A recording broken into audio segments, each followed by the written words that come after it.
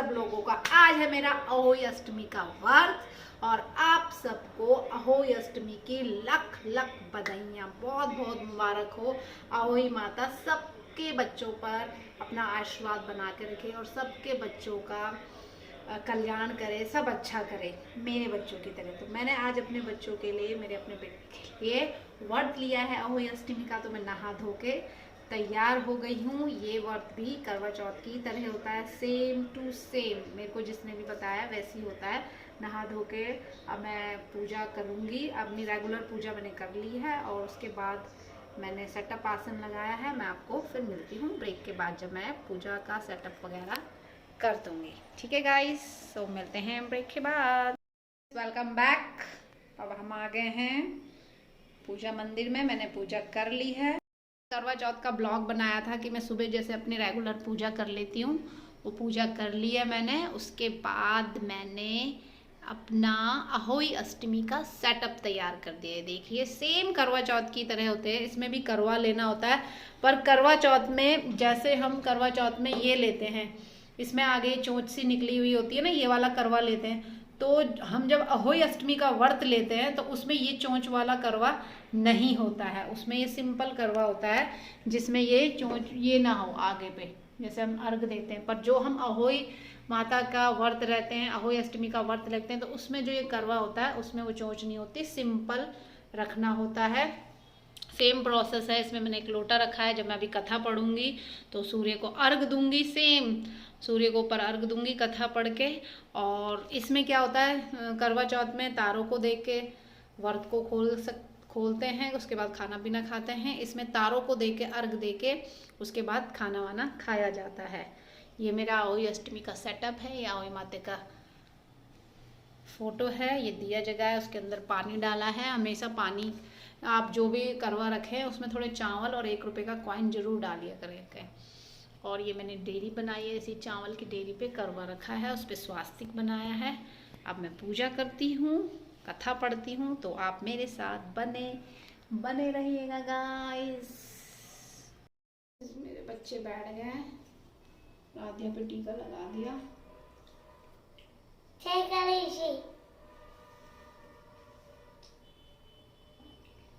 कुछ बोलना मैं, ठीक है।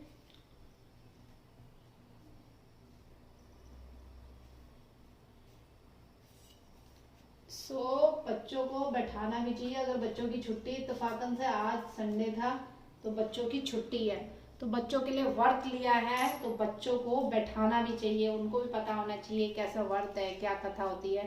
तो ये हर बार जब छुट्टी होती है, जब शैवी अकेला था तब भी वो सुनता ही था कथा, बराध्या भी है तो ये कथा सुनते हैं मेरे साथ। फिर तो मैं अब कथा करूंगी, तो आप भी बने रहिएगा मेरे साथ और अहोई माता की कथा सुनिएगा।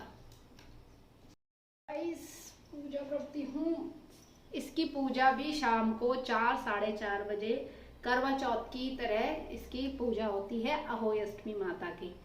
ठीक है, तो ये बयाना रखते हैं बड़े बुजुर्ग, अपनी सास का बयाना, सास के नाम का बयाना रखते हैं। दक्षिणा मतलब 51 101 रुपये, जो भी दक्षिणा आपको लगे वो रखनी चाहिए यहाँ पर। और फिर पूजा करने के बाद उनके पैर छू के उनके हाथ में दे देना चाहिए। ठीक है, और बच्चों के हाथ में भी दक्षिणा देते हैं कथा के बाद। प्रसाद तारों को अर्घ दे के, प्रसाद दे के बच्चों को कथा के बाद दक्षिणा देते हैं। और हाथ में 7 गेहूं के दाने रख के कथा पढ़ते हैं। सतनजा भी रखते हैं, पर मेन होता है 7 दाने, 3 3 6 1 7 ये जो गेहूं के दाने हैं, देखिए ये गेहूं के दाने, 7 दाने गेहूं के दाने लेने हाथ में, और तब जाके कथा पढ़नी है। तब कथा पढ़नी है। आगे बैठो सही से, तब कथा पढ़नी है। तो फिर हम कथा पढ़ते हैं, कथा पढ़ना स्टार्ट करते हैं। और अहोई माता के लिए भोग बनाया जाता है, ये हलवा बनाया जाता है। अहोई माता के लिए भोग बनाया जाता है हलवे का। वो गुलगुले भी बनते हैं, ये केले और आटे के गुलगुले, मीठे गुलगुले भी बनते हैं। पर मैं थक गई थी, मैं हमेशा करती हूँ पर मैंने इस बार नहीं किया। इस बार मैंने हलवा ही बनाया। वो आपकी इच्छा है, आप हलवा भी बना सकते हैं और आप गुलगुले भी बना सकते हैं। मैंने हमेशा गुलगुले भी बनाती हूँ, पर मैं आज मेरे को बहुत थकान लग रही है क्योंकि ये जस्ट करवा चौथ के चौथे दिन अहोई अष्टमी का व्रत मनाया जाता है बच्चों के लिए। तो थकान सी हो रही थी तो मैंने सिर्फ हलवा बनाया, गुलगुले नहीं बनाए। आपकी इच्छा हो तो आप बना भी सकते हैं दोनों चीजें, नहीं भी हो तो हलवा मीठे में अहोई माता के लिए बनाया जाता है। प्रसाद वहाँ पे रखा जाता है। फिर जब कथा वगैरह हो जाती है, हम चंद्र को अर्घ देते हैं तो बच्चों को वो प्रसाद देते हैं और दक्षिणा लेते हैं। तो मैं स्टार्ट करती हूँ अहोई माता की कथा। जय अहोई माता की जय। सबसे पहले तो गणपति जी का बोलना चाहिए, गणेश भगवान की जय, गणपति बप्पा मोरया, जय अहोई माता। अहोई अष्टमी व्रत कथा। प्राचीन काल में किसी नगर में साहूकार रहता था।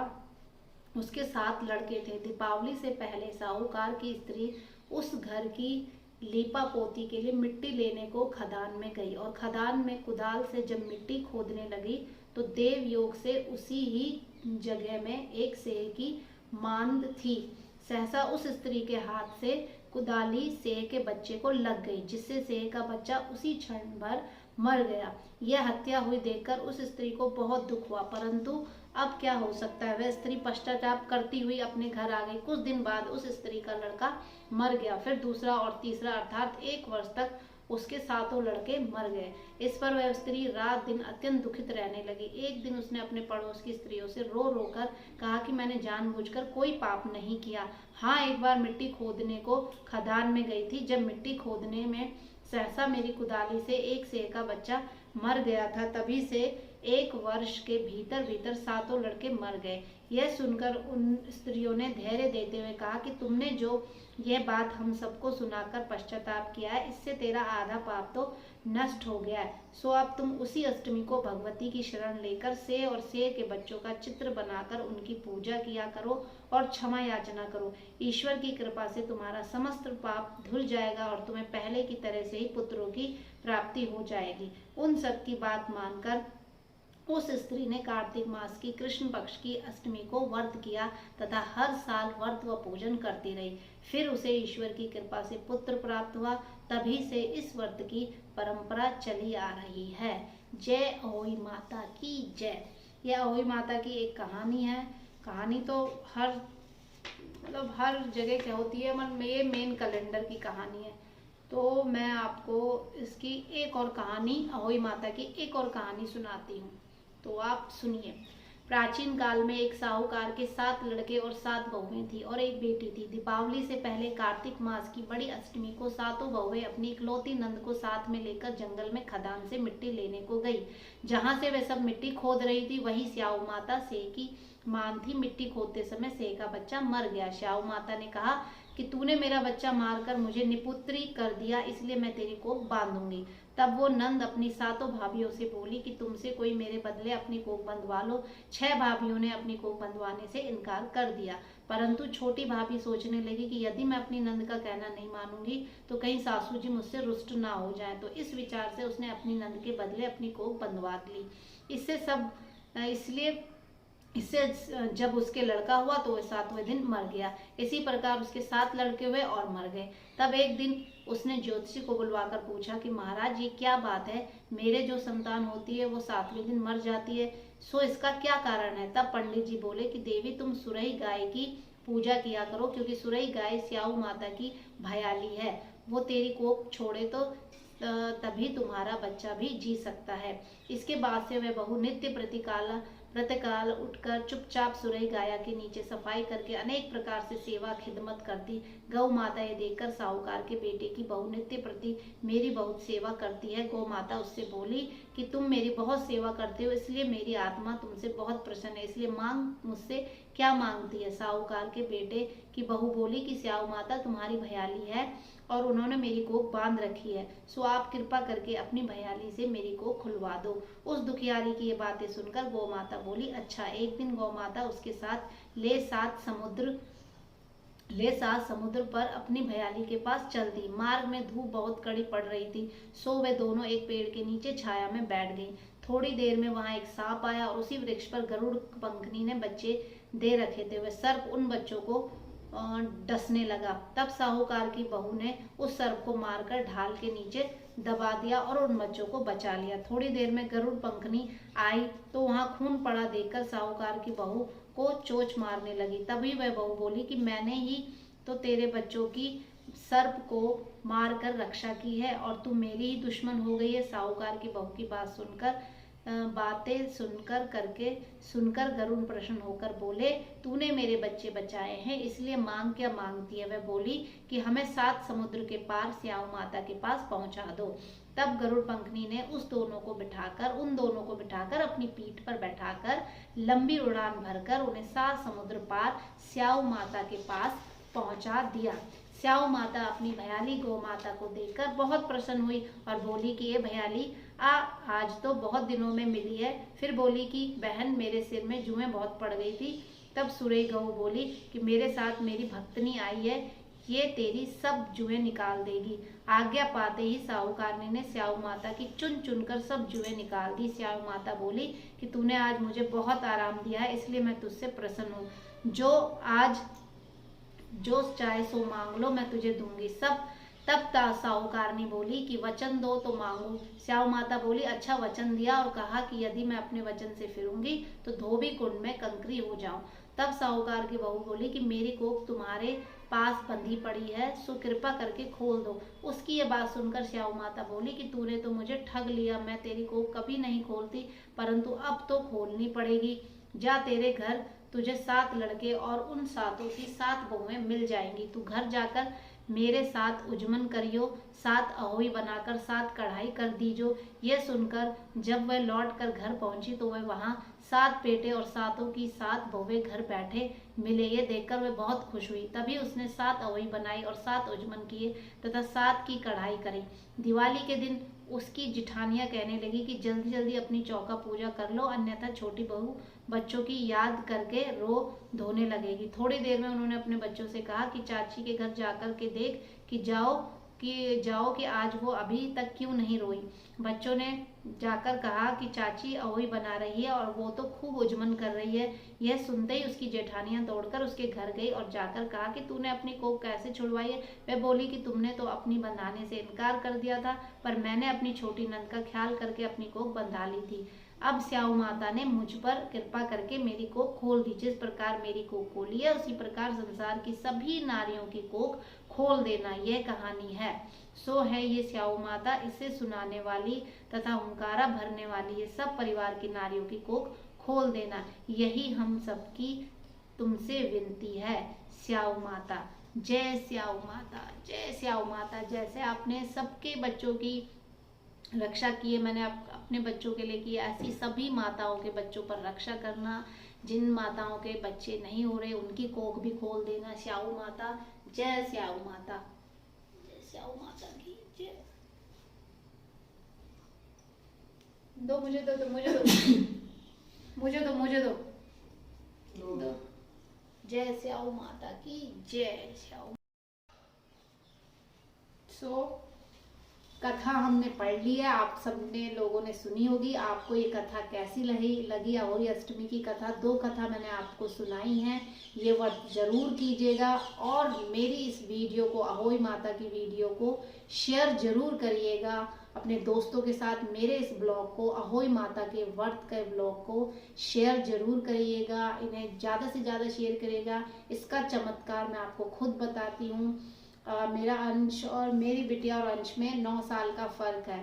तो एक भाभी वहाँ पे दिल्ली में, मैं दिल्ली में रहती थी, तो दिल्ली में ये भाभी वहाँ पर व्रत लिया करती थी, तो उन्होंने मुझे बताया, तो मैंने भी लिया कि मैं भी लूँगी ये व्रत। तो ये व्रत करने के बाद उसके बाद मेरे हस्बैंड आए, वो औरंगाबाद रहते थे, हमें लेने के लिए। तो औरंगाबाद जाने से पहले मैं वैष्णो देवी गई थी। तो जैसी मैं वैष्णो देवी गई थी तो उसके बाद मुझे आराध्या मिली। वैसे मैंने कंसीव कर ली थी, तो 9 साल बाद मेरी 9 देवी के रूप भी होते हैं, तो 9 साल बाद मेरी आराध्या भी हुई। तो हमारा कुछ प्लान भी नहीं था, पर मैंने ये व्रत लेना शुरू कर रखा था। 1 साल लिया था। उसके बाद हम वैष्णो देवी गए। वैष्णो देवी के बाद जब आए, औरंगाबाद गए, हम शिफ्ट हुए, तो वहाँ पे देवी माता ने मेरे को मेरी आराध्या दी 9 साल बाद। तो आप भी ये व्रत रखिए और इस व्लॉग को फैलाइए ज़्यादा से ज़्यादा, और अहोई माता का व्रत लीजिए। इससे डेफिनेटली चमत्कार होता है। जिन माताओं की गोद नहीं भरी है वो भर जाएगी। विश्वास सबसे बड़ी चीज़ है। आप मेरे विश्वास पे विश्वास कीजिए। तो आरती करने से पहले मैंने आपको अपना ये पर्सनल बात बताई, पर्सनल चीज़ शेयर की। गाइस, ये कथा के बाद गणेश जी की आरती कर रहे हैं हम। गणेश जी की आरती के बाद करवा माता की आरती की है। एक चीज़ मैं बोलना और भूल गई, वो मैं बता देती हूँ आपको जल्दी से। आप जो मतलब स्टार्ट करेंगे कथा के बाद, पानी नहीं सॉरी, चाय पी सकते हैं और कुछ भी फ्रूट ले सकते हैं। तो जो आप शुरू करेंगे स्टार्टिंग में वही हमेशा होगा, अगर नहीं करेंगे तो नहीं होगा। तो कथा के बाद आप चाय पी सकते हैं, दूध वाली चाय, और फ्रूट भी खा सकते हैं। तो वही नियम आपका पूरा बना रहेगा। जो चीज़ इंसान स्टार्टिंग में शुरू करता है फिर वही नियम चलता रहता है। तो ये चाय भी पीनी चाहिए, फ्रूट भी खाना चाहिए, कि आगे कहीं भी प्रेग्नेंट हो गए तो दिक्कत नहीं होती। तो इसलिए आप ये कथा के बाद ज़रूर करिएगा। हमने आरती कर ली, आगे बढ़ते हैं। तो ये हमने अहोई माता की कथा कर ली है। जैसे आपने कथा सुनी है, आराध्या को हंसी आ रही है, हमेशा पूजा करते समय ऐसी डिस्टर्ब करती है। और ये हमने अहोई माता की पूजा कर ली, कथा पढ़ ली, जैसे आपने सुना है, आरती भी कर ली। बैठो नीचे। आरती कर ली है, आरती कर दी। अब आरती के बाद मैंने बच्चों को पहले टीका लगा दिया था। ये आराध्या को दक्षिणा दे रही हूँ, और ये शैवी की दक्षिणा है। और अब हम सूर्य को अर्घ देने जा रहे हैं। गाइस, अब ये छत में आ गई हूँ, मैंने सूर्य को अर्घ दे दी है। और मैं अपने बच्चों को बोल रही हूँ, अंधेरा नहीं लग रहा, क्योंकि मौसम थोड़ा डल सा हो गया था, जल्दी हो गया था, अंधेरा अंधेरा हो रहा था। सूर्य को अर्घ दी और जल्दबाजी में चप्पल बाद में उतारी। तो कथा मैंने पढ़ ली थी, जैसे मैंने आपको बताया। अब चंद्रमा को नहीं, तारों को। मैंने जो अभी बीच में अपना ब्लॉग बनाया उसमें जल्दबाजी में बोलते हुए कि करवा चौथ में तारों को, चांद की जगह मैंने तारे बोल दिया था, तो उसके लिए मुझे माफ करना। अब हमने दिन में कथा पढ़ ली थी, अब तारे आ गए हैं। चांद थोड़ा लेट लगाता है करवा चौथ में, पर तारे आ जाते हैं। अब हम तारों को अर्घ दे रहे हैं। इसमें तारों को देख के अर्घ करते हैं। ऊपर छत में मिलते हैं आपको। तो गाइस, मैं छत में अर्घ देने आ गई हूँ। देखिए, अब तारों को मैं अर्घ दे रही हूँ, और एक ही तारा दिख रहा था, ध्रुव तारा। बस अर्घ दिया, आरती की, और अंधेरा हो रहा था काफ़ी। तो उसके बाद मैं आरती वारती करके अर्घ दे के नीचे की तरफ आ गई।